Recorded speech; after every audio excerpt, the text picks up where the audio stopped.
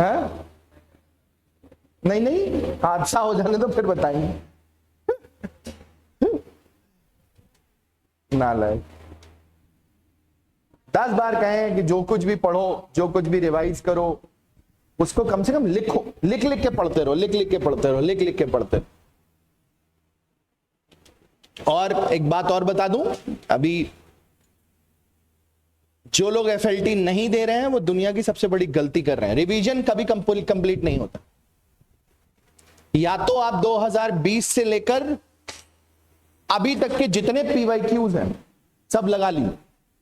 Paper खोलिए, TLS की site पे जाइए, पेपर खोलिए, एक एक पेपर करके, लिटरली एक एक पेपर 2020 से लेकर अभी तक। मैं आप सबसे कह रहा हूं, अगर आप रिवीजन सोच रहे हैं कि मेरा रिवीजन नहीं हुआ, मेरा ये नहीं हुआ, मेरा फलाना नहीं हुआ, मेरा ढिमाका नहीं हुआ, जीवन में कभी किसी का रिवीजन कंप्लीट नहीं होता। सागर है ये, एक में डूबोगे दूसरा कोना ज्यादा गहरा लगेगा, फिर गहरा लगेगा, फिर इसमें आओगे, फिर उसमें आओगे। मैं तुमसे पहले से बता दे रहा हूं। इसलिए सबसे इंपॉर्टेंट काम, सबसे इंपॉर्टेंट पार्ट यही है, कुछ मत करिए, चुपचाप चुपचाप दिन में एक पेपर 2020 से लेकर आज तक लगा डालिए। और जो क्वेश्चन फंसे उसके बारे में आप आराम से एक बढ़िया सा नोट्स बनाइए। जो जो क्वेश्चन फंसता जाए, छोटे से छोटा, बड़े से बड़ा, जो जो क्वेश्चन फंसता जाए उसके बारे में आप चाहे लेक्चर से, चैट जीपीटी से, XYZ कहीं से, मेरी बात समझिए। इससे बड़ी बात क्या होगी, तुम्हारे पास चैट जीपीटी, उस क्वेश्चन को चैट जीपीटी पे डाला और उसका कॉन्सेप्ट क्लियर कर लिया। मेरी नई लेक्चर नहीं भी देखोगे तो मेरा लेक्चर कहीं ना कहीं से उससे कनेक्टेड होएगा। मेरी बात समझो। जो क्वेश्चन समझ में नहीं आ रहा, सिंपल सा टीपीपी प्रोग्राम में जाओ,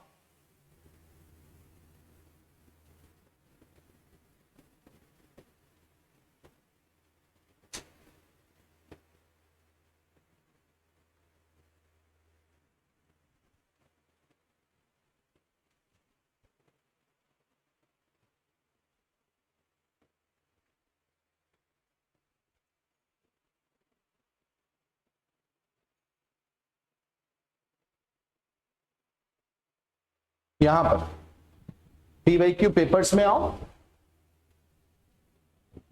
और चाहो तो 2019 से शुरू करो, क्योंकि 2019 से पेपर शुरू करोगे, क्वेश्चन यहां से क्वेश्चन आईडी नंबर 1 से शुरू करो। आराम से बैठे बैठे बैठे बैठे लगाना शुरू करो, क्वेश्चन पढ़ो, क्वेश्चन लगाओ। इस तरीके से आराम से क्वेश्चन लगाना शुरू करो, एक एक करके। इससे बेस्ट ऑप्शन कोई नहीं। एफएलटी नहीं लगाने का मन हो रहा है, मत लगाओ, कम से कम ये पेपर तो लगाओ। आज हम इसमें परफॉर्मेंस मीटर लगवा देंगे, इसमें आज हम परफॉर्मेंस मीटर लगवा देंगे, समझे? जेमिनी ले लो, चैट जीपीटी ले लो, चाहे जो ले लो, मुझे उससे नहीं फर्क पड़ता, मुझे उससे कोई लेना देना, राइट?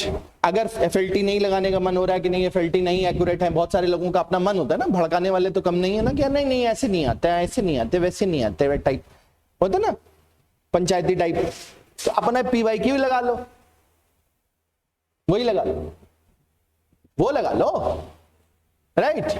उनके वीडियो सॉल्यूशंस देख लो। नहीं उनका वीडियो सॉल्यूशन देखने का मन है, कॉपी उठा के चैट जीपीटी पे डाल के देख लो।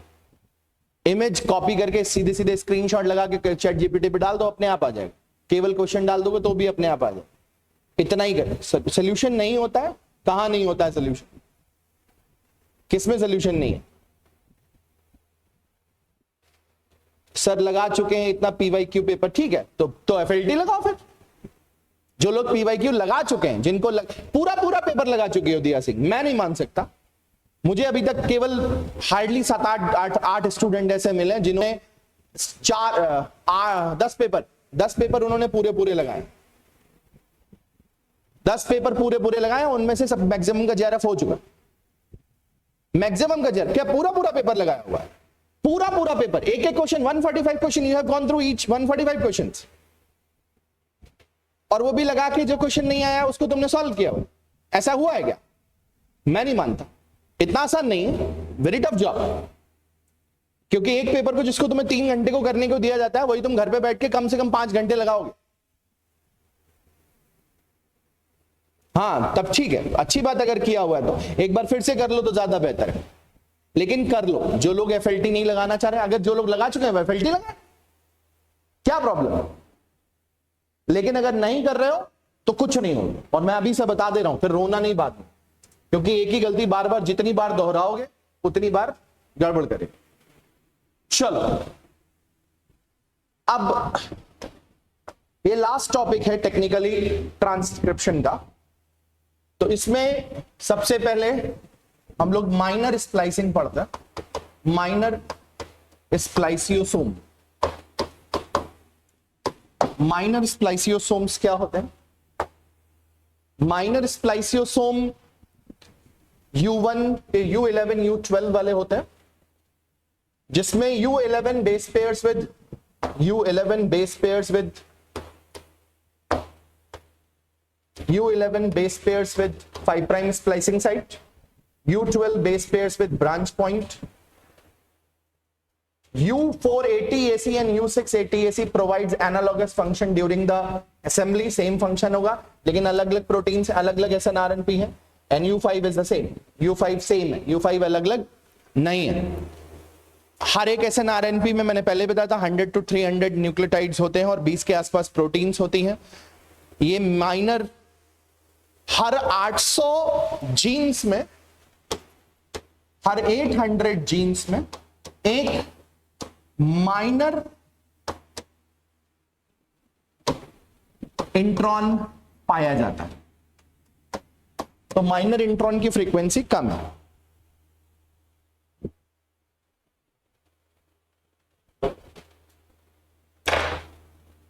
माइनर इंट्रॉन की, रुको मैं लगे यहां तो मैं भूल गया था, मैं अनुज से बोल देता हूं।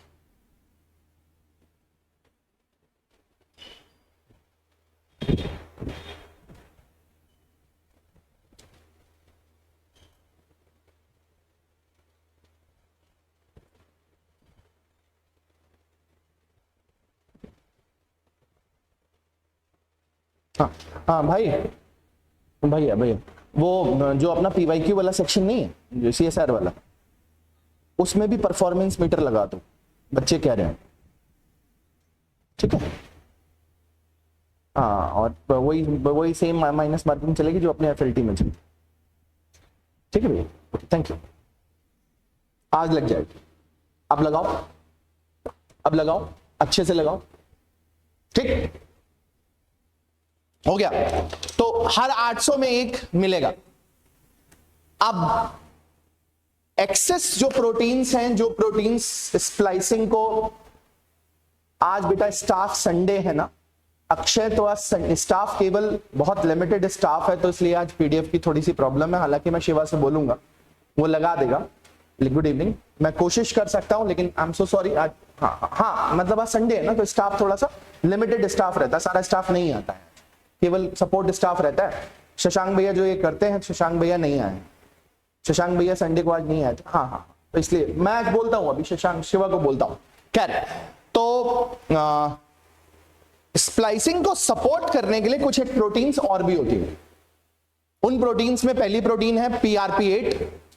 ये लार्ज स्कैफोल्ड प्रोटीन है और ये दोनों स्प्लाइसिंग साइट्स के बीच में एक स्कैफोल्ड क्रिएट करने का काम करती है।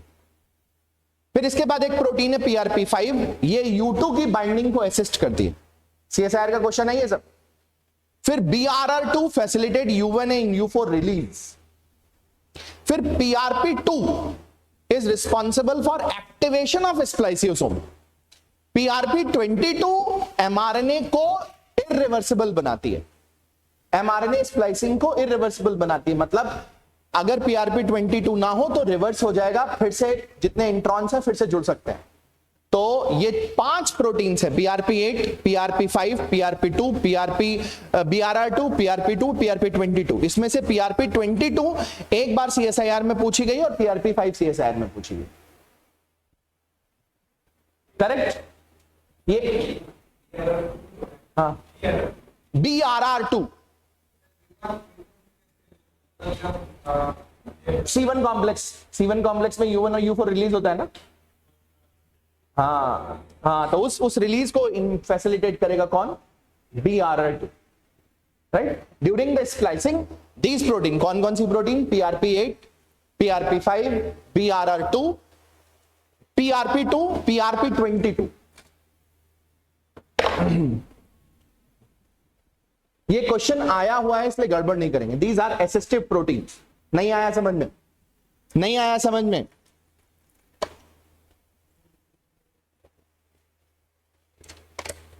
नहीं आया समझ में? हल्के में मत लेना इनको। ये वो प्रोटीन है जो SNRNP के अलावा स्प्लाइसिंग में पार्टिसिपेट करती हैं। ये वो प्रोटीन्स हैं जो स्प्लाइसियोसोम के अलावा, SNRNP के अलावा स्प्लाइसियोसोम में स्प्लाइसिंग में पार्टिसिपेट करती हैं बच्चा। हाँ, मैच द फॉलोइंग से है इस बार। हाँ, क्या आया है? किससे उठा के? टीपी। हाँ ठीक है, डन। चले आगे बढ़ते हैं। Okay, group 1 and group 2 introns have remarkable ability to excise themselves from the RNA, so they are also called as auto splicing or self splicing. Group 1 introns are more common than group 2 introns. ये सब factuals हैं, याद रखने पड़ेंगे। Group 1 and group 2 are called as, लिख uncle, लिख ले चचा, पैर धो धो के पिए क्या तुम्हारे हम?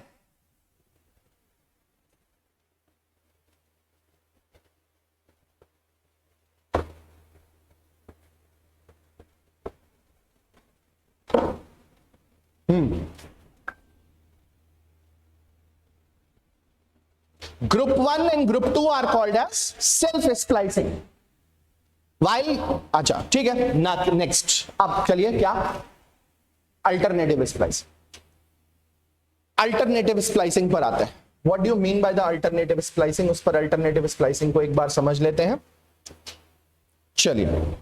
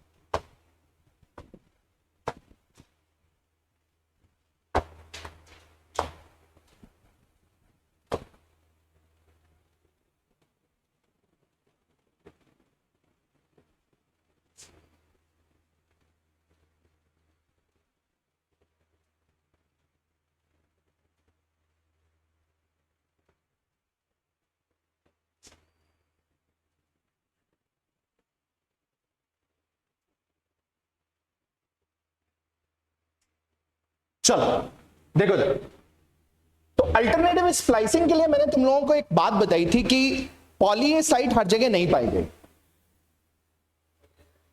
पॉली ए साइट हर जगह नहीं पाई जाएगी। फॉर एग्जाम्पल अगर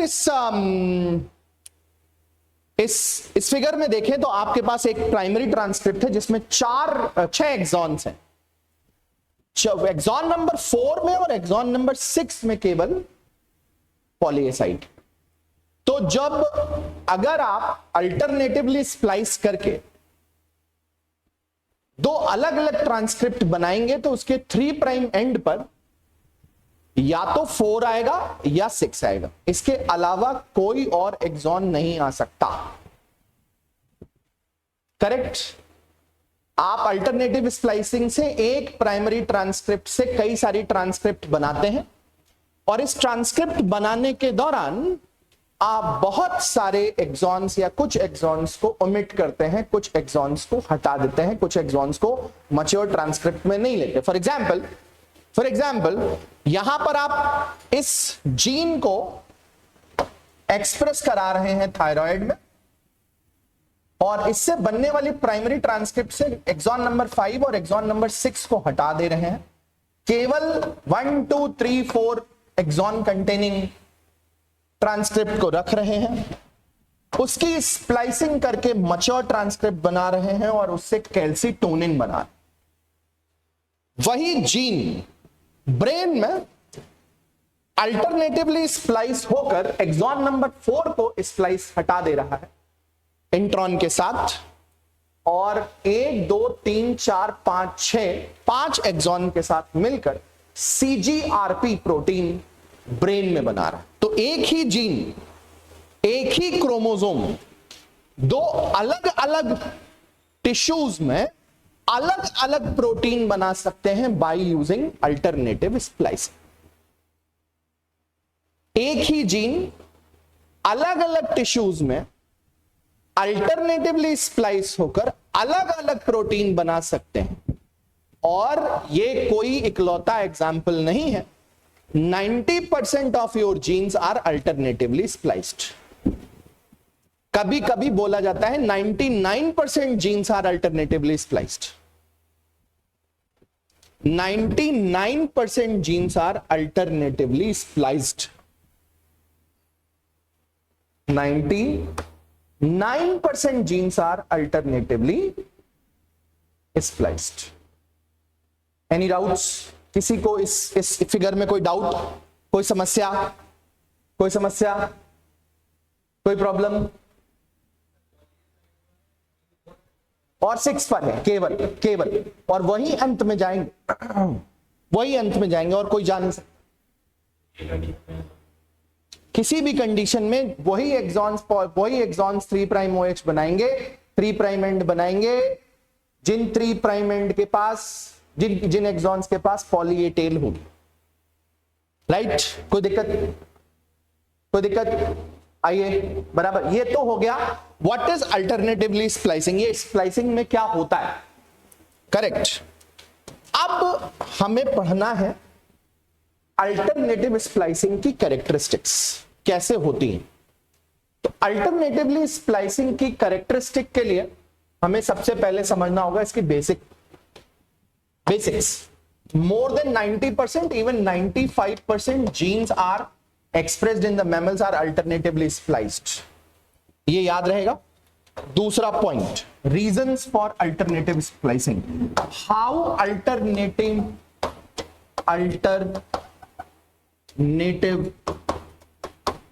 स्प्लाइसिंग टेक्स प्लेस, कैसे होती है। इसके पीछे सबसे बड़ा रीजन है small size introns.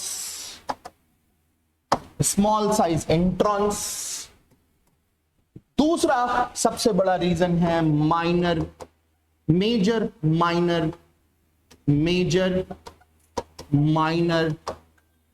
Type introns. Major minor type introns. तीसरा सबसे बड़ा रीजन है splicing activators and silencers. Activators and silencers. Short introns, small introns, short introns, small introns, small introns. दूसरा major and minor, alternate major and minor और splicing. बराबर? Clear? आज तक कभी भी CSIR में रेयरली शायद अल्टरनेटिव स्प्लाइसिंग से क्वेश्चन आया, रेयरली आया। और अगर कोई चीज रेयरली आई है तो आने के चांसेस बनते हैं। सब बताएंगे, एक एक पॉइंट बताएंगे, हम कुछ छोड़ने वाले नहीं है। अब हम मैकेनिज्म को समझते हैं। सब लोग मैकेनिज्म को समझने की कोशिश करेंगे, मेरे साथ साथ एक बार देखेंगे और गड़बड़ नहीं करेंगे। करेक्ट?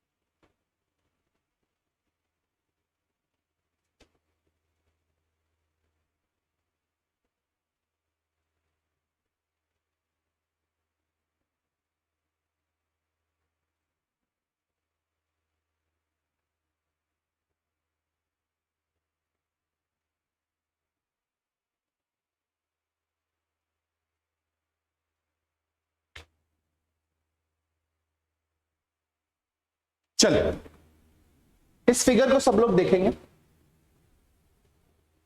इस फिगर को सब लोग बहुत मोहब्बत से देखेंगे और इस फिगर में पहले लोकेट करेंगे intron, intron, intron, intron, correct. इस इंट्रॉन के साइज में यहां पर GU मिलेगा, A मिलेगा, AG मिलेगा, यहां पर भी GU मिलेगा, A मिलेगा, AG लगेगा और यहां पर भी GU, A और AG लगेगा। सब जगह सीक्वेंसेस मिलेंगे। माइनर U11 और U12, minor U11 and U12 है। अब इसमें प्रॉब्लम यह है कि स्प्लाइसियोसोम कॉम्प्लेक्स का साइज बहुत बड़ा होता है। सुनेंगे, जो स्मॉल साइज में फिट नहीं बैठता। मतलब अगर हम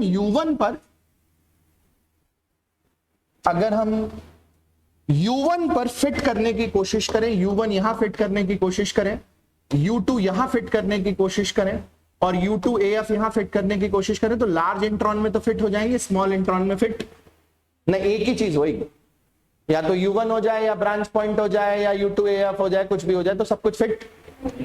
तो स्मॉल साइज इंट्रॉन में कुछ ही चीजें फिट हो सकती हैं। सुनेंगे अच्छी तरीके से।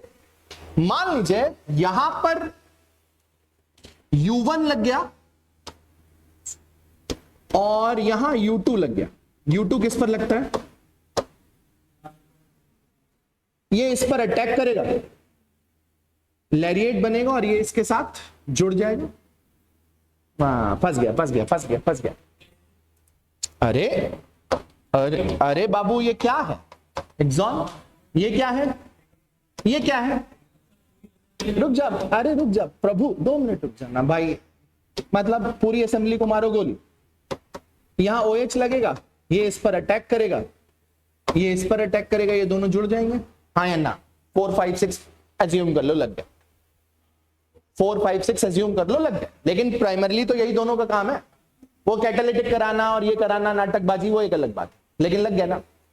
अभी ये एक्सॉन 1 और एक्सॉन 2 आपस में जुड़ गए। लेकिन अगर यहां पर केवल U1 लगा हुआ और U2 यहां नहीं लग पा रहा और U1 यहां पर U1 लगा है और यहां U2 भी लगा है और वो जो भी लगा, तो ये U1 यहां अटैक करने के बजाय, चूंकि डिस्टेंस कम है तो यहां पर भी अटैक कर सकता। अगर अटैक करेगा तो ये पूरा स्प्लाइस आउट हो जाएगा। U1 से U2 से U1 के बीच में जितना होगा सब उड़ जाएगा। अब तो एक्सॉन 2 एक्सॉन 4 के साथ जुड़ेगा, तो एक्सॉन 3 अल्टरनेटिवली स्प्लाइस हो। साइमल्टेनियसली ऐसा भी संभव है कि यहां U1 लगा है, यहां U2 लगा है और यहां केवल U2 लगे, तो ये OH यहां पर अटैक करे तो क्या अल्टरनेटिवली स्प्लाइस हो जाएगा? सेकेंड। कितने लोगों को नहीं समझ में? कितने लोगों को समझ में नहीं है? कौन कौन ऐसा है जिसको समझ में नहीं है? कौन कौन ऐसा जिसको समझ में नहीं है? करेक्ट। इसका मतलब जिसको जिसको नहीं आया उसने स्प्लाइसिंग को समझा ही नहीं। स्प्लाइसिंग में हम करते क्या थे बेटा मेरे लाल? होल्ड कर। इसका मतलब तुमने स्प्लाइसिंग समझी ही नहीं। अगर हम ऐसे ध्यान से देखो, ये इंट्रॉन है, ये एक्सॉन है, ये एक्सॉन है, ये इंट्रॉन है, इधर देखो, ये एक्सॉन है। तो हम इस इंट्रॉन को हटाना चाहते हैं तो सारा का सारा खेल हम कहां करेंगे? सारा स्प्लाइसिंग मशीनरी कहां लगेगी? इंट्रॉन पे लगेगी। तो यहां क्या जुड़ेगा? U2 जुड़ेगा। यहां क्या जुड़ेगा? U2 का OH, ब्रांच पॉइंट से OH यहां लगेगा, इतना हिस्सा उड़ जाएगा और तुम्हारे पास एक्सॉन 1 और एक्सॉन 2 जुड़ जाएंगे। Picture 1 clear? इतना क्लियर? यही तो किया हमने सुबह। लेकिन अगर समस्या यहां ये हो, समस्या यहां ये हो कि इस एक्सॉन की साइज, एक्सॉन का साइज छोटा होने के कारण, इस एक्सॉन का साइज छोटा होने के कारण U1 केवल यहां लग पाए, U2 यहां ना लग पाए, U2 यहां लगे, तो इस U2 और U1 के बीच में जितना सब कुछ है सब एज अ इंट्रॉन कंसिडर हो जाएगा। तो exon number 2 will be alternatively spliced and exon number 1 and exon number 3 will form a mature transcript. This is a effect of small intron. अभी समझ में आया? अभी आया समझ में?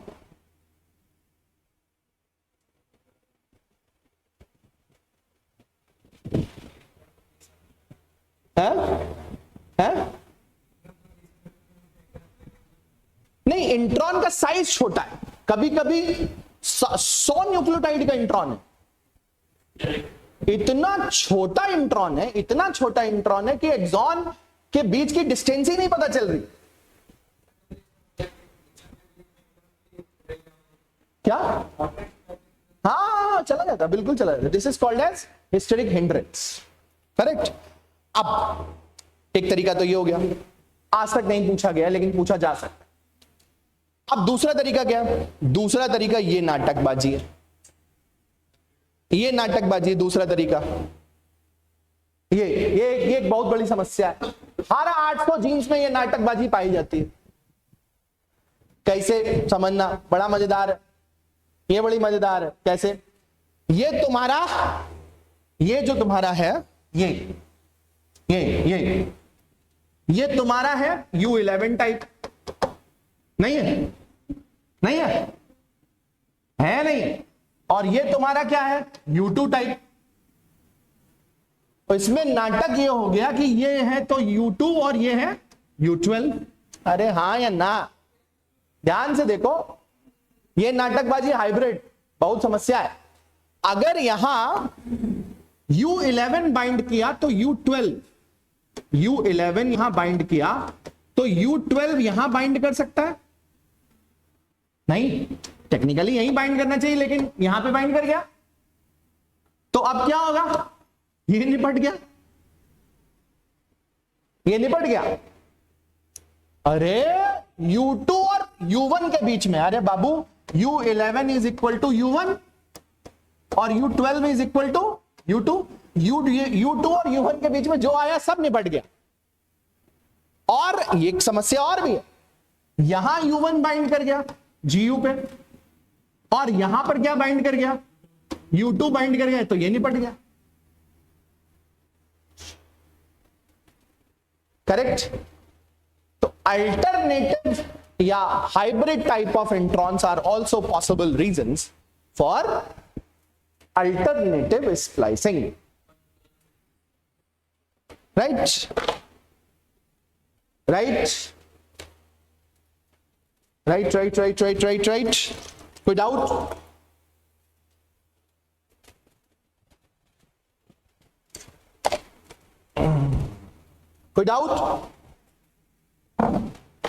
कोई doubt? Right,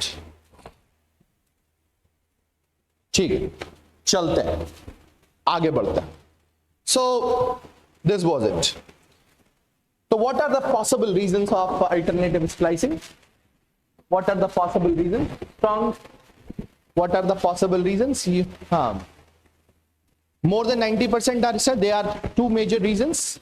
One, small size intron within the gene. Second, major and minor type splicing site close to major and minor. There are two major reasons. There are two major reasons behind the alternative splicing. One is a small size intron behind the gene, within the gene, and the second one is, बस इतना याद रखोगे अपना काम हो जाएगा। Understanding, बाकी question वो कैसे बनाएंगे इससे कोई लेना देना नहीं, एक क्वेश्चन यहां से मिल जाएगा। करेक्ट? बाकी के लिए मैंने तुम्हारे लिए जो मैंने तुम्हें समझाया अभी वो मैंने इसमें लिख दिया। करेक्ट? अब हाँ, बता रहे हैं, उस पर भी आ रहे, उस पर भी आ रहे। अब इसके बाद तुम्हारे पास कुछ एक एनहांसर्स और साइलेंसर्स हैं, ईएसएस और आईएसएस, जो अल्टरनेटिव स्प्लाइसिंग को बढ़ाते हैं और अल्टरनेटिव स्प्लाइसिंग को घटाते हैं। उन्हें एक्सॉन स्प्लाइसिंग साइलेंसर्स या इंट्रॉन स्प्लाइसिंग एनहांसर्स बोलते हैं। फॉर एग्जाम्पल, इसमें मैंने शायद रखा हुआ है कि नहीं रखा हुआ है? हाँ? नहीं, इन जनरल, हाँ, in general SR protein binds to exon splicing enhancers. The HNRNP protein binds to exonic silencers. Binding of SR proteins to the ESE promotes or stabilizes U1 and U2AF at 3' splicing site. मतलब वहां पर U1 और U2 दोनों bind कराने की जिम्मेदारी किसकी है? SR protein. और जिस पर U1 और U2 बाइंड कर गया वो एक्सॉन तो जाएगा, हाँ, एक्सॉन वो जाएगा ही जाएगा, नहीं आया मतलब उसके बगल वाला जो इंट्रॉन है वो जाएगा ही जाएगा। तो जो एसआर प्रोटीन है, that SR protein is also responsible for splicing or alternative splicing, so hence it is called as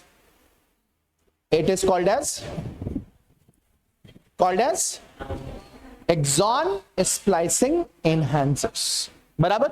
इसी तरीके से NOVA and fox family promotes or suppresses the splice site selection in the context dependent function। Nova और Fox family, Nova and fox family. तो बहुत सारी proteins ऐसी हैं जो अल्टरनेटिव स्प्लाइसिंग को बढ़ाती हैं या घटाती हैं, उसमें एसआर प्रोटीन है और नोवा एंड राइट ये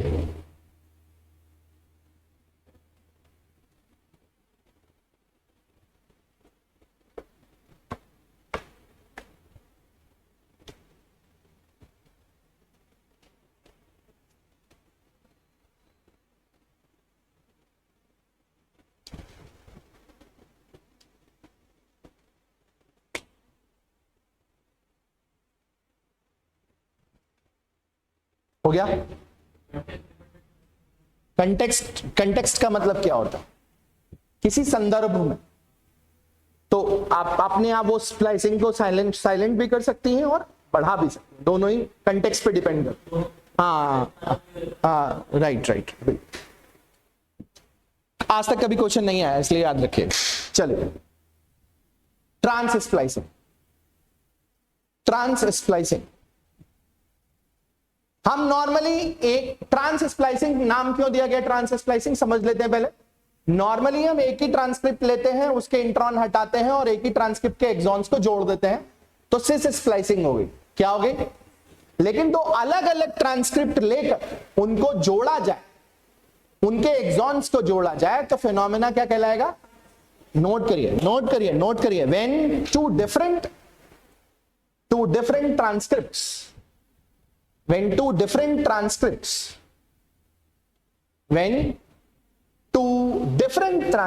are aligned and attached to each other,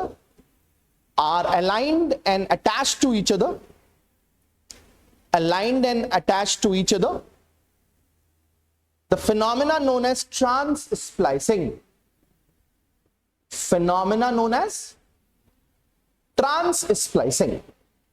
phenomena क्या कहलाएगा? ट्रांस स्प्लाइसिंग का फिनोमेना कहलाएगा। फॉर एग्जाम्पल आपके सामने देखिए, दो अलग अलग यूनिट्स दी हुई हैं, एक लीडर फ्रेम दिया गया है और एक इंडिविजुअल यूनिट दी गई है, एक लेफ्ट इंट्रॉन है और एक राइट इंट्रॉन है, दोनों आपस में जुड़कर एक वाई शेप कॉम्प्लेक्स बना रहे हैं। क्या बना रहे हैं? दो अलग अलग ट्रांसक्रिप्ट मिलकर एक वाई शेप कॉम्प्लेक्स बना रहे हैं। इस वाई शेप कॉम्प्लेक्स के बाद एक रिमूवल ऑफ इंट्रॉन हो रहा है और एक मैच्योर ट्रांसक्रिप्ट बन रही है, that is known as trans splicing. Note करने की जरूरत नहीं, समझने की जरूरत है, क्वेश्चन पूछा गया और बहुत ज्यादा बार पूछा गया। Trans splicing is a hot topic for CSIR, कई बार पूछा। तो सी एलिगेंस में ट्रांस स्प्लाइसिंग इंट्रासेलुलर जो मल्टीसेलुलर यूकैरियोट्स हैं उनमें नहीं होती। सी एलिगेंस में एसएल आरएनए है, उस एसएल आरएनए में ट्रांस स्प्लाइसिंग पाई जाती। इसमें होता क्या है, आपके पास दो अलग अलग ट्रांसक्रिप्ट्स है। इस ट्रांसक्रिप्ट में यहां पर एक्सॉन है, ये इंट्रॉन है, ये इंट्रॉन है और ये एक्सॉन है, और ये दोनों अलग अलग ट्रांसक्रिप्ट है। इन दोनों अलग अलग ट्रांसक्रिप्ट को अगर आप इसको यहां पर इस तरीके से जोड़ दो तो एक वाई शेप कॉम्प्लेक्स नजर आएगा, और फिर इसको आप इसके साथ अटैच कर दो, एक्सॉन को फॉर्मली निकाल दो, मतलब इतना हिस्सा अगर आप निकाल कर इसके साथ फिर से अटैच कर दो तो this is known as trans spliced product, known as trans spliced product.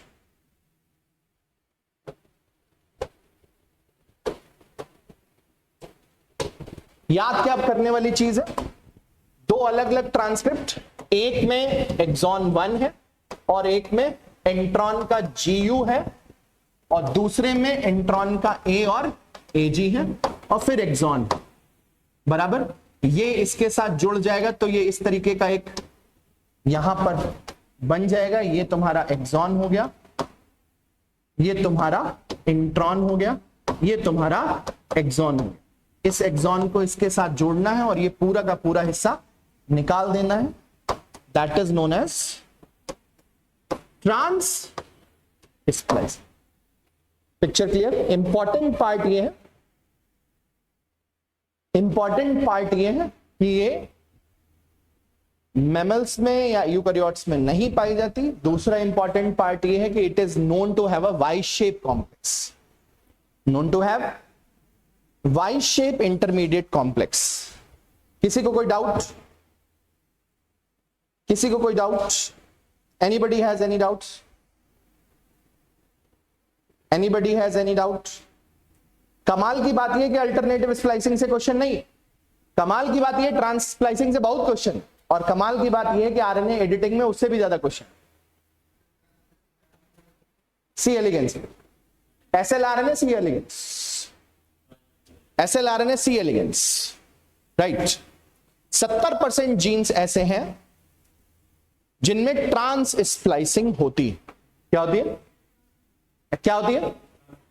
Trans splicing होती है। नाउ अब सेकेंड इज, देखो पहले हमने पढ़ा क्या? स्प्लाइसिंग, फिर हमने पढ़ा क्या? अल्टरनेटिव स्प्लाइसिंग, फिर हमने पढ़ा ट्रांस स्प्लाइसिंग, और अब हम पढ़ने जा रहे हैं आरएनए एडिटिंग। क्या पढ़ने जा रहे हैं? क्या पढ़ने जा रहे हैं? आरएनए एडिटिंग पढ़ने जा, ये पढ़ने। इन सब में इंट्रॉन को हटाना ही है, इन सब में इंट्रॉन को हटाना है। इसमें इंट्रॉन हटाना नहीं है, जो मैच्योर आरएनए है, हटाया जो आरएनए है उसमें क्या चेंजेस करने, उसमें सीक्वेंस को चेंज करना। आरएनए के सीक्वेंस को चेंज करना आरएनए एडिटिंग कहलाता, और ये कॉमन फिनोमेना है।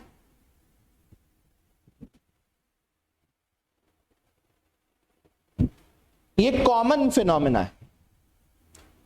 ये चेंजेस कैसे किए जाते हैं? How these changes are brought into the action? By enzymes, by enzymes such as tutase, such as apobec, such as apobec। तो एंजाइम्स के थ्रू ये किया जाता, एंजाइम्स के थ्रू किया जाता, टूटेज और एपोबेक। अब रुक जाएंगे, 2 मिनट का शांति का ध्यान देंगे। टुटेज यूरासिल इंसर्ट करता है। टुटेज का काम है यूरासिल को इंसर्ट करना, किसमें? एमआरएनए या आरएनए ट्रांसक्रिप्ट में। आरएनए ट्रांसक्रिप्ट में ऐड करता है कौन? टुटेज। और एपोबैक एमआरएनए में या आरएनए में डीएमिनेशन करता है। जहां पर साइटोसिन होता है वहां पर यूरेसिल लगाया जाता है। ये बड़ा इंपॉर्टेंट है, गड़बड़ नहीं करेंगे, गड़बड़ नहीं करेंगे।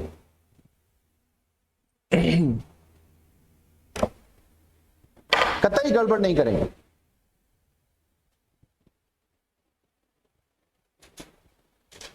Right right right right, done. तो आरएनए एडिटिंग में कितने एंजाइम्स पार्टिसिपेट करते हैं? आरएनए एडिटिंग में 2 एंजाइम्स पार्टिसिपेट करते हैं। कौन कौन से? टुटेज और एपोबैक, बराबर। टुटेज का काम क्या है? यूरेसिल को इंसर्ट करना। और एपोबैक का काम क्या है? डीएमिनेशन करना। भूलना नहीं बच्चा, बता रहे हैं तुमको, हमारी कसम है। गलत करके आओगे हमारे दिल की धड़कनें बढ़ जाएंगी।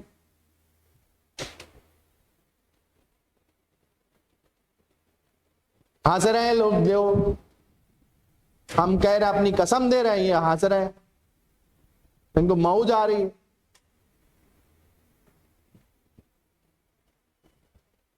बस रुक नहीं जाती, धीमी हो जाती है बे, बढ़ जाती है। करेक्ट। चलो थोड़ा डीप डाइव करते हैं, डीप डाइव करते हैं, थोड़ा सा डीप, थोड़ा सा अंदर जाते। देखो क्वेश्चन समझो, क्वेश्चन समझो। क्वेश्चन समझो। टेट्राहाइमेना के सिंगल लार्ज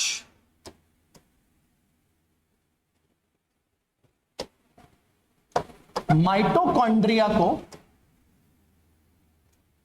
काइनेटोप्लास्ट बोलते हैं। क्या बोलते हैं? जिस साल हमने नेट निकाला था उस साल का ये दूसरा क्वेश्चन। उस साल का ये दूसरा क्वेश्चन। सिंगल लार्ज माइटोकॉन्ड्रिया को काइनेटोप्लास्ट बोला गया।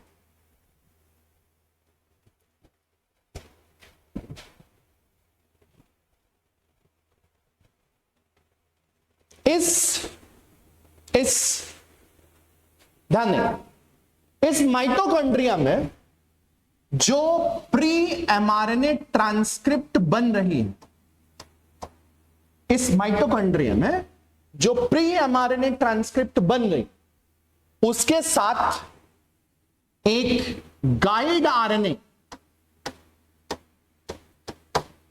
कॉम्प्लीमेंट्री बनाता है। जहां जहां कॉम्प्लीमेंट्री नहीं मिलता,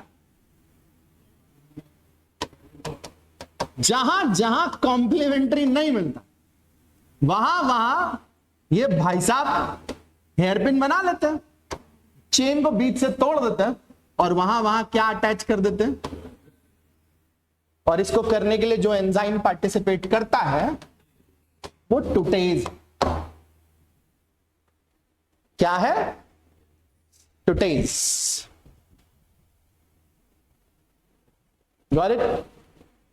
फिर से बता। वाह यार, तुम कब से खून पीने लगे हो? AUCGAUCGGCGCAAU, ये प्री एमआरएनए। मान लो गाइड आरएनए का सीक्वेंस है, गाइड आरएनए का सीक्वेंस है U A गाइड आरएनए का sequence A G C U A sorry G C C C G C U U A, ये गाइड आरएनए का sequence. कुछ नहीं करना है, यहां पर जगह बनाओ, इस जगह पे जगह बनाओ और यहां अटैच कर दो U U U 1 2 3 4 5 6 7, ये सब अटैच कर। That is function of TUTase. किसका फंक्शन है? अबऊ नहीं समझ में आया? नहीं अबऊ नहीं आया, नहीं रहने तुम वो नालायक एक मिनट।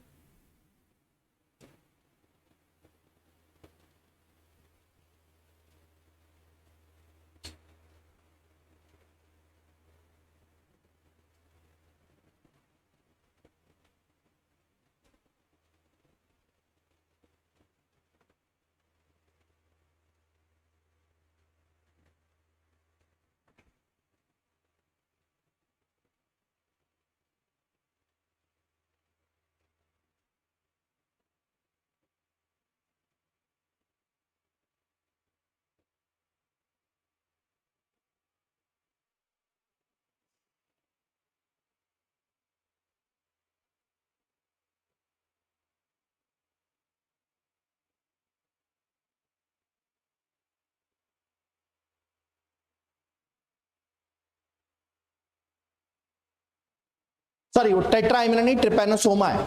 ट्रिपैनोसोमा में टेट्राइमिनो, ट्रिपैनोसोमा है। हाँ ट्रिपैनोसोमा है, ट्रिपैनोसोमा है। हाँ ट्रिपैनोसोमा है, ट्रिपैनोसोमा, टेट्राइमिनो ट्रिपैनोसोमा। देखो ये देखो,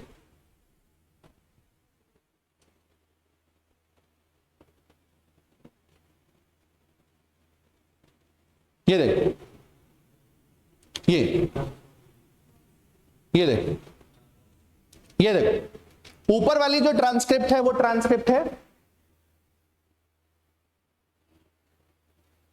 ये वाली ट्रांसक्रिप्ट है ऊपर वाली प्री, और नीचे वाली गाइड। और ये क्या निकला हुआ है? ए। जहां ए निकलेगा वहां क्या लग जाएगा? यू लग जाएगा विद द एंजाइम टुटेज। बस इतना सा। क्लियर? क्लियर? All good? अब आ गया समझ में? आ गया समझ में? क्लियर?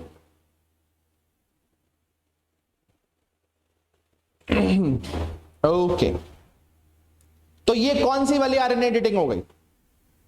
ये कौन सी वाली आरएनए एडिटिंग हो गई? नहीं, एडिशन ऑफ और इंसर्शन ऑफ यूरेसिल कहां होगी? ट्रिपैनोसोमा के सिंगल लार्जेस्ट माइटोकॉन्ड्रिया में, दैट इज काइनेटोप्लास्ट।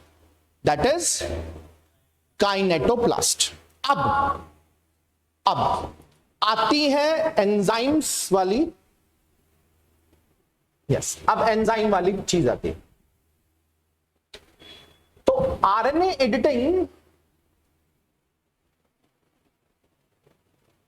बाय एपोबेक और साइटोसिन डीएमिनेज, साइटोसिन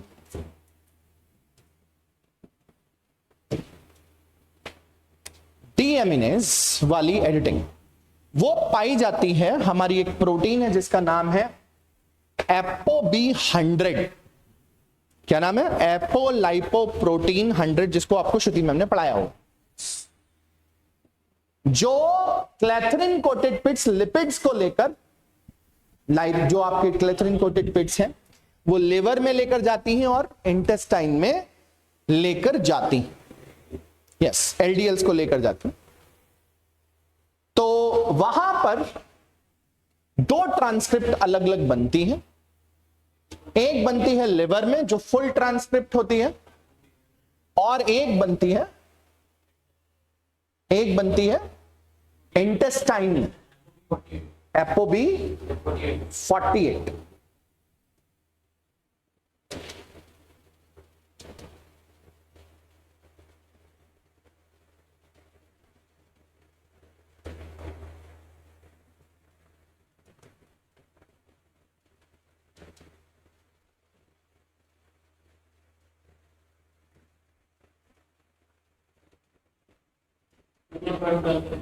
है क्या?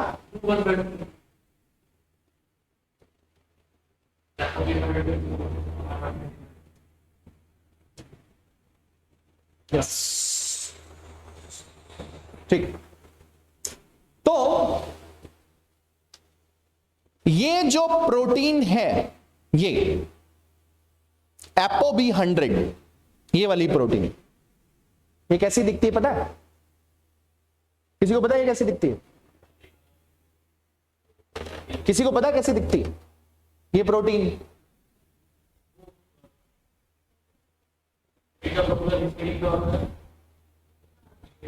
नहीं नहीं, अरे रुको भाई, अरे रुको भाई,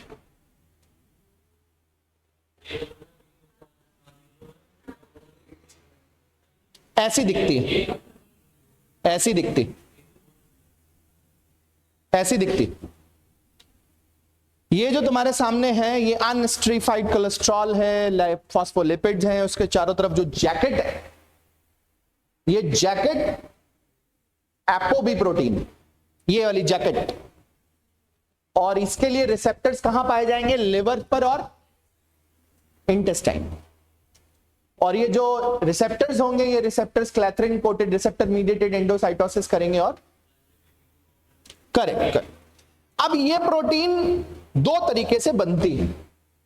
एक प्रोटीन ये बनेगी, एक तो बनेगी, हाँ दो, एक तो ApoB100 के नाम से बनेगी और एक ApoB48 के नाम से बनेगी। ये जो एक्सॉन है, ये एक्सॉन बहुत बड़ा एक्सॉन है, इसमें 4536 अमीनो एसिड्स पाए जाएंगे। अगर ये फुल प्रोटीन बन रही है लिवर में, तो एन टर्मिनस और सी टर्मिनस पूरा पूरा बने। लेकिन लिवर इंटेस्टाइन में साइटिडिन डीएमिनेज 2152 पोजीशन पर बना हुआ पाया जाने वाला कोडॉन CA को कन्वर्ट करके UAA में बदल देता, तो केवल एन टर्मिनल बनता है, सी टर्मिनल, और उस प्रोटीन को बोलते हैं, उस प्रोटीन को बोलते हैं क्या? ApoB48, right? तो this is an example of, very good example of cytidine deaminase और RNA एडिटिंग। और CSIR का favourite question, Akshat Awara, sir eukaryotic cells can separately place genes in the chromosome instead of expressing gene in a alternative manner. बेटा बच्चा मेरा लाल, ध्यान से सुनते नहीं हो, इसीलिए मुझे जीनोम और जीन पढ़ाने में बहुत टाइम लगता है। तुमने मेरे लाल, तुमने ध्यान से अच्छे से पढ़ा नहीं वो वाला चैप्टर जिसमें मैंने बताया है कि gene families, unique genes is a characteristic of prokaryotes. Yes, और अगर नंबर ऑफ जीन्स आप बढ़ाएंगे, नंबर ऑफ जीन्स बढ़ाएंगे तो रेट ऑफ म्यूटेशन बढ़ जाएगा। तो रेदर एक जीन, एक काम एक जीन से कराने के बजाय बहुत सारे काम अल्टरनेटिवली एक जीन से कराइए, you will be successful. So alternative splicing helps. Alternative splicing helps.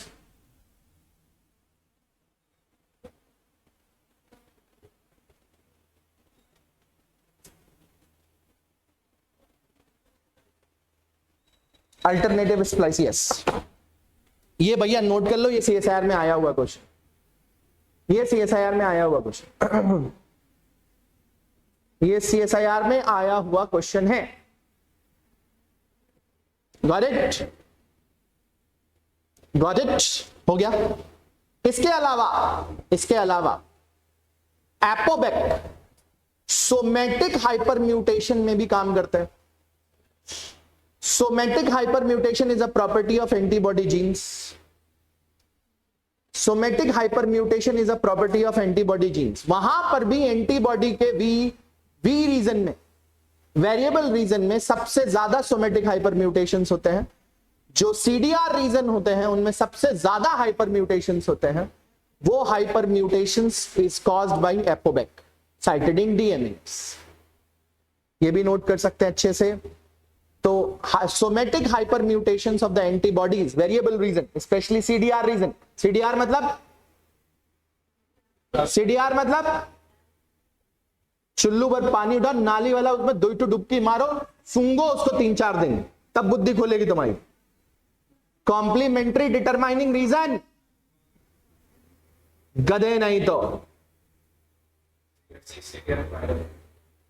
Most variable CDR is CDR 3।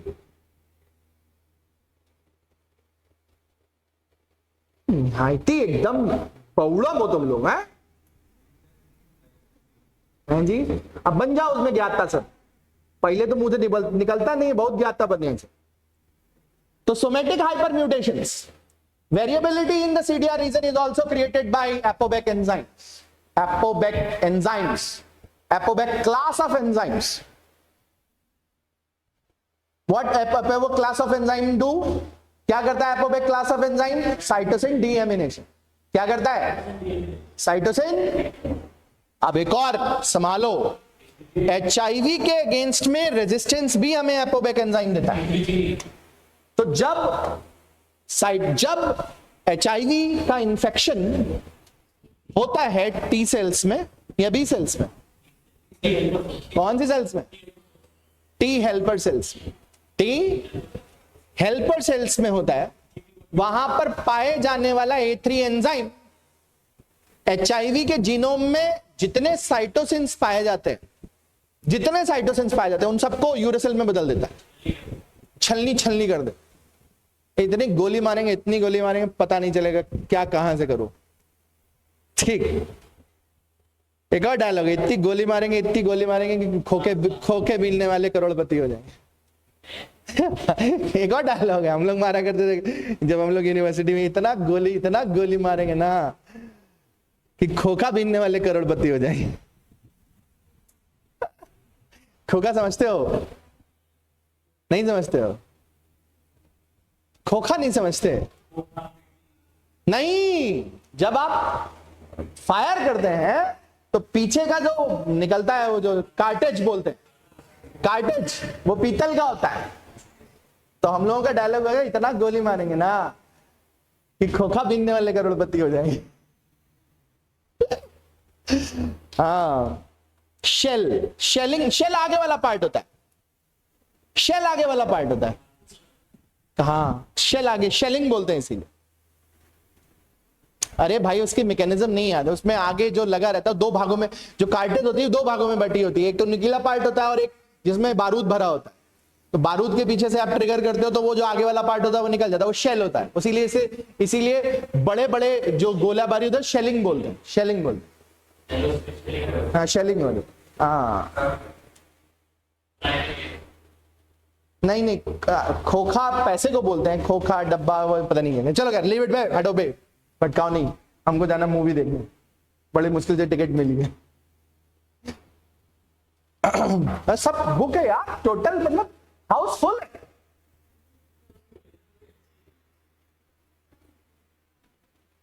है। सितारे जमी पे। अच्छा, मैं भी जा रही हूँ आपकी भी क्लास। अच्छा, कहाँ? तुम कानपुर में ही हो? हम तो पीवीआर जा रहे हैं।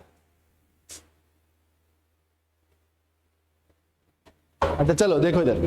तो एपोबिक A3G, जितना भी एचआईवी का जीनोम होता है, उसके साइटोसिन को यूरेसिल में बदल देता है।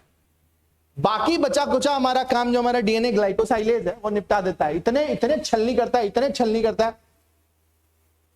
डीएनए, जो हमारा जो ग्लाइकोसाइलेज है उसके चिथड़े उड़ा देता है। मतलब इंफेक्शन नहीं हो, we have a resistance for, somewhat resistance for HIV, but HIV भी कम कलाकार नहीं है। उसके पास विफ जीन होता है, ये A3G का यूबिक्यूटिनाइलेशन कर देता है, and that is how it proceeds with the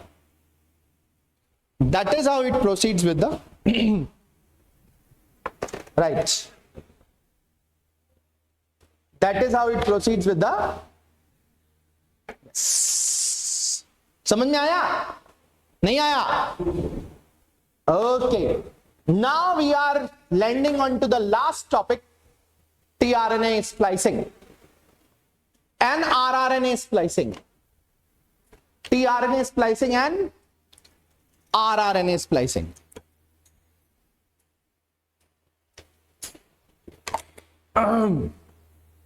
first and foremost, tRNA के पास सिर्फ एक इंट्रॉन होता है। नहीं नहीं, ये नहीं आया। नहीं, वो केवल पीडब्ल्यूसी में मैंने कराया है, लेकिन आया नहीं है। टीआरएनए में सिर्फ एक इंट्रॉन पाया जाता है, सिर्फ एक। टीआरएनए में सिर्फ एक इंट्रॉन पाया जाता है, और टीआरएनए की स्प्लाइसिंग कोई आरएनए नहीं कराता, कोई राइबोजाइम नहीं कराता। TRNA splicing is catalysed by proteins, purely by proteins. TRNA splicing is catalysed by purely by proteins, purely by proteins, purely by proteins. याद रहेगा? तो टीआरएनए में, कोई भी टीआरएनए हो, किसी भी टीआरएनए में हो, कितने इंट्रॉन्स पाए जाएंगे? एक टीआरएनए इंट्रॉन पाया जाएगा, बराबर। और ये कौन, इसको कौन कैटलाइज करेगा? प्रोटीन्स कैटलाइज करेंगे, राइट। अब देखो इधर, पहले यहां समझने की कोशिश करो। देखो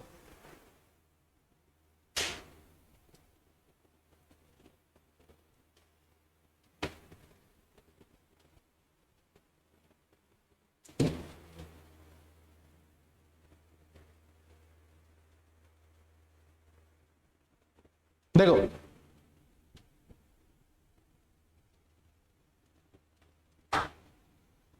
पहली प्रोटीन जो 5 प्राइम एंड पर कट करती है, दैट इज आरएनएस पी। जो 3 प्राइम एंड पर कट करती है, RNase ji. Followed by base modification, followed by and followed by RNA polymerase. Yes, by RNA polymerase, that is a special RNA polymerase, that is terminal या जो भी नाम है इसका, yes, वो that is a special RNA polymerase, a CCA adding RNA polymerase, CCA adding RNA polymerase. So tRNA has only one intron. It is solely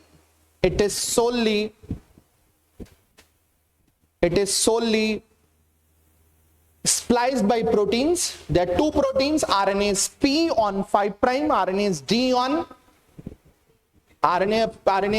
on 3 prime, followed by base modification, followed by base modification, followed by base modification, followed by, and then CCA addition by RNA polymerase, special RNA polymerase, special CCA adding RNA polymerase. ठीक, अब एक point और अच्छे से समझ लेंगे, एक point अच्छे से समझेंगे। ये जो इंट्रॉन है, ये इंट्रॉन यहां से कट किया जाएगा और यहां से कट किया जाएगा, दो हाफ अलग अलग हो जाएंगे और फिर इसको जोड़ दिया जाएगा। And this is done by RNase P and RNase G. मतलब आप जब टीआरएनए की स्प्लाइसिंग करते हैं तो टीआरएनए में 5 प्राइम एंड पर लगे हुए, टीआरएनए में 5 प्राइम एंड पर लगे हुए, ये देखेंगे, ये इस तरीके से बीच का इंट्रॉन पूरी तरीके से रिमूव कर दिया जाता है और होल्ड करके रखा जाता है। फिर उसके बाद इनको आपस में लाइगेट किया जाता है। इसमें कोई भी आरएनए या कोई भी स्प्लाइसियोसोम कॉम्प्लेक्स इन्वॉल्व नहीं होता। टीआरएनए स्प्लाइसिंग क्वेश्चन नहीं आया, नो बट आई मीन नहीं पता। आरएनएस पी शायद एक बार आया है, आरएनएस पी और आरएनएस डी एक बार आया है, उसके अलावा कुछ नहीं है। करेक्ट? हाँ, वो लेरेंजर वाला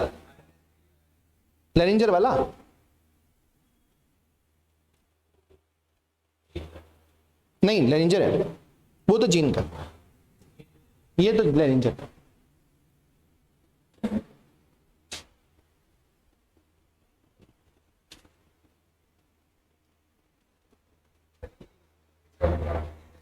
हाँ, ये भी वही एंजाइम्स, दोनों enzymes with the help of GTP, with the help of GTP is involved, Yes, they decleaves the intron part.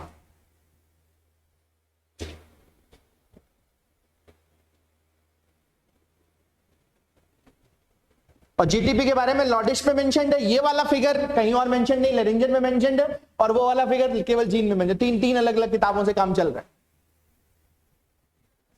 है। हाँ, तीन अलग अलग किताबों से काम चल रहा है। लॉडिश में मेंशन है जीटीपी, और कहीं मेंशन जीटीपी नहीं। दो प्रोटीन से केवल मेंशन है लॉडिश में, ये फिगर ये लेरिंजर भी मेंशन नहीं करता। लेरिंजर कहता है कि केवल प्रोटीन दो यूज होती है, आरएनएसपी और आरएनएसपी। जीन कहता है कि केवल एक intron.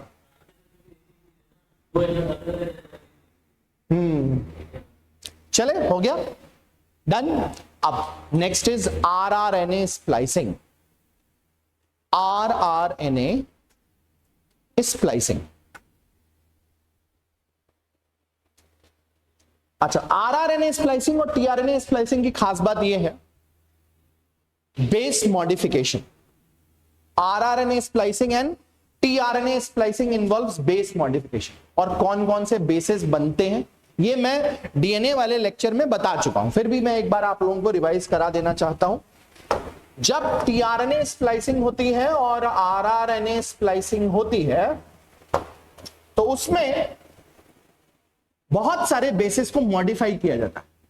For example, uridine is converted into 4 uridine, adenine is converted into, guanosine is converted into n-pentyl n-isopentyl adenine, ribo, pseudo, डाइहाइड्रो, ये सब मॉडिफाइड बेसिस हैं। जब आरआरएनए का स्प्लाइसिंग होगा उस वक्त उसके बेसिस का मॉडिफिकेशन किया जाएगा और ये बेसिस बनाए जाएंगे। सीएसआईआर में 2019 में क्वेश्चन है,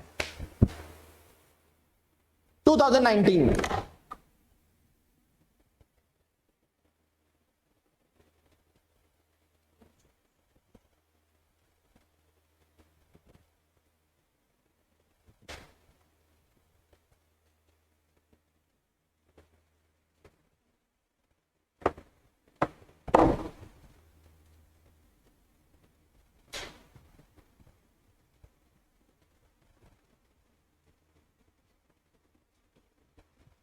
राइट, क्लियर। तो rRNA splicing and tRNA splicing both are characterised by the base modification. And what are the bases which are primarily involved, what are the bases which are primarily modified. Yes, सारे नाम लिख लो, CSIR का question है, गड़बड़ नहीं करता। सारे नाम लिख लो, सीएसआईआर का क्वेश्चन है, गड़बड़ नहीं करना। और मैंने डीएनए वाले लेक्चर में सारे नॉन जितने भी बेसिस हैं इनके बारे में डिटेल में किया हुआ। राइट, अब प्रोकैरियोटिक आरआरएनए स्प्लाइसिंग पर आते हैं। Prokaryotic rRNA splicing starts with pre transcript of 30S। आपके पास राइबोसोम, लोग जाओ, राइबोसोम में 30S सब यूनिट होती है और 50S सब यूनिट होती है नहीं होती। तो इसमें 16S आरआरएनए पाया जाता है, टीआरएनए पाया जाता है, 23S आरआरएनए पाया जाता है और 5S। सबसे पहला काम होता है बेस मॉडिफिकेशन। सबसे पहला काम क्या होता है, रुक जाओ, बेस मॉडिफिकेशन के बाद क्लीवेज होता है। और क्लीवेज करने के लिए जो एंजाइम आता है that is RNase third. RNase third ये वही एंजाइम है जो एमआईआरएनए एसआईआरएनए बनाता है। RNase third, RNase P and RNase E. तो prokaryotic rRNA splicing is done by RNase third, RNase P and RNase E. RNase E is a ribozyme. देखो इधर फिर से सुनो। सबसे पहले प्री 30S ट्रांसक्रिप्ट को क्या करोगे, बेस मॉडिफाई करोगे, फिर क्या करोगे, क्लीवेज करोगे। क्लीवेज कैसे करोगे, RNase third, RNase P and RNase D, and then you form। बराबर, क्वेश्चन आ सकता है, संभव है, क्वेश्चन आ सकता है, संभव है।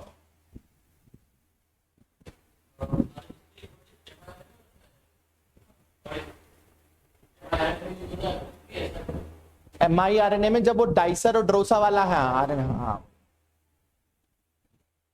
ठीक, ये हो गया noted. RNase P, RNase third, RNase P and RNase E। Correct. अब question sure and short. Prokaryotes में, प्रोकैरियोट्स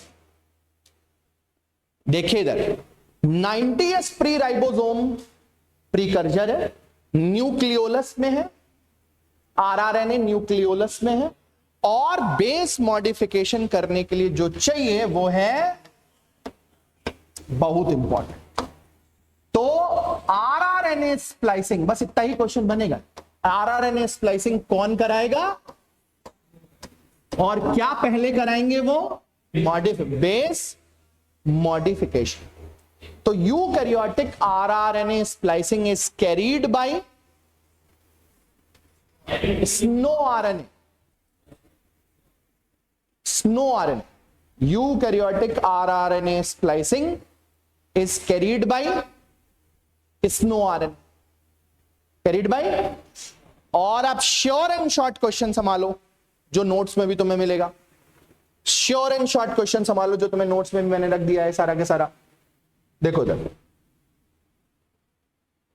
ये ये कहां गया, किधर गया, किधर गया?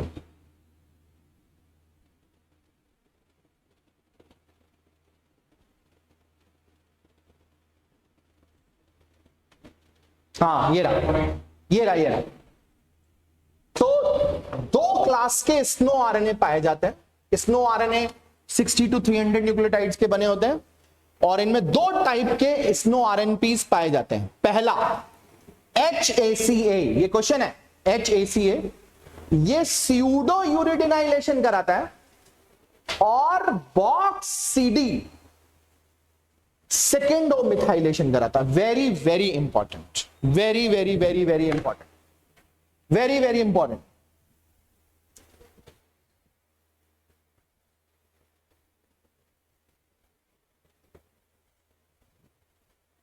करेक्ट।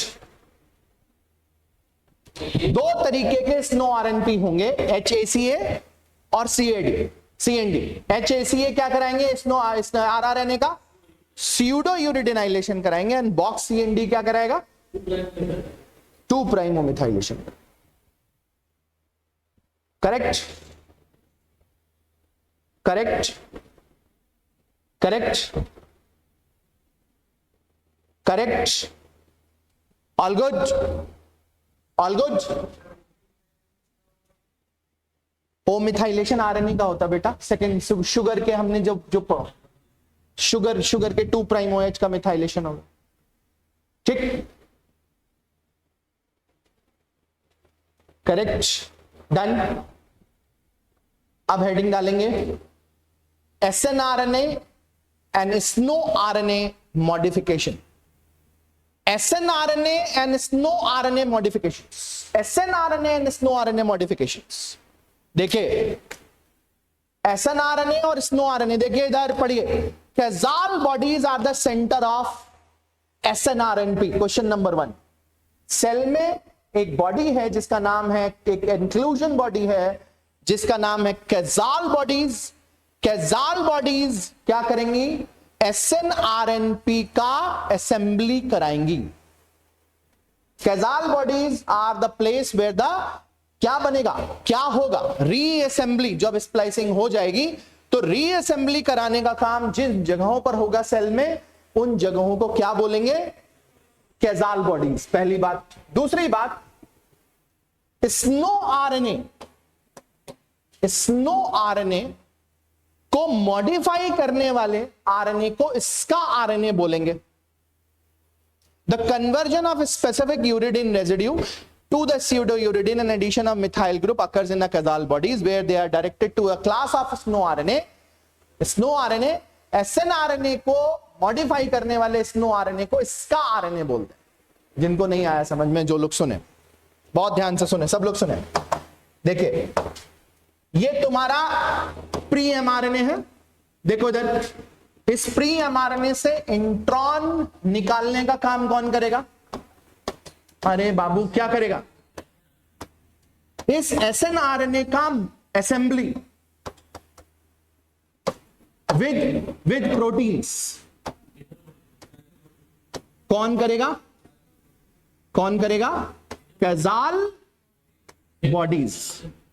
और इस आरएनए में भी मॉडिफिकेशन करने के लिए जो आरएनए आएगा उसको इसका आरएनए बोलेंगे, और ये भी कहां बनेगा? कैजाल बॉडीज। आया? आया? आया?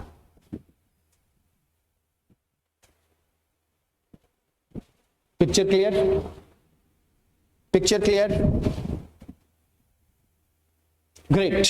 नाउ नेक्स्ट एक और इंक्लूजन बॉडी पाई जाती है सेल में जिसको बोलते हैं पीएमएल बॉडीज। क्या बोलते हैं? और PML bodies, PML nuclear bodies में p53 का मॉडिफिकेशन होता है।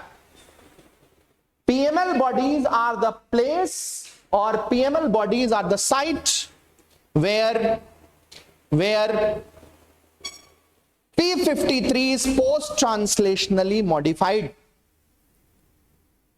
such as sumoylation, such as sumoylation, such as sumoylation,